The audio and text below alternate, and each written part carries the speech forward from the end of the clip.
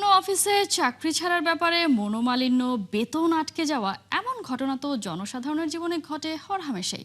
এমন ঘটনা থেকে স্বয়ং কিলিয়ান এমবাপেও পাননি রেহাই। অবশ্য পাওনা বেতন আদায়ে এমবাপে কেস করেছিলেন, জিতেছেনও পিএসজির বিপক্ষে। রিয়াল মাদ্রিদে যোগ দিতে পিএসজি ছাড়ার পর থেকে আগের ক্লাবে নিজের বকেয়া নিয়ে সরব ছিলেন এমবাপে। পিএসজির কাছে 26 কোটি ইউরো পাওনা জানিয়ে ফ্রান্সের স্ট্রোম আদালতে মামলাও করেছিলেন এই ফরওয়ার্ড। পিএসজিও কম যায় না, ক্লাবটা এমবাপের বিপক্ষে করেছিলেন 44 কোটি ইউরোর মানহানির মামলা। শেষ পর্যন্ত অবশ্য জয় হয়েছে ফুটবলারের। আদালত পিএসজিকে নির্দেশ দিয়েছে এমবাপের পাওনা পরিশোধ করার, তবে সেটা 26 কোটি নয়, 6 কোটি ইউরো। এই রায়ের বিরুদ্ধে আপিল করার সুযোগও পাচ্ছে পিএসজি।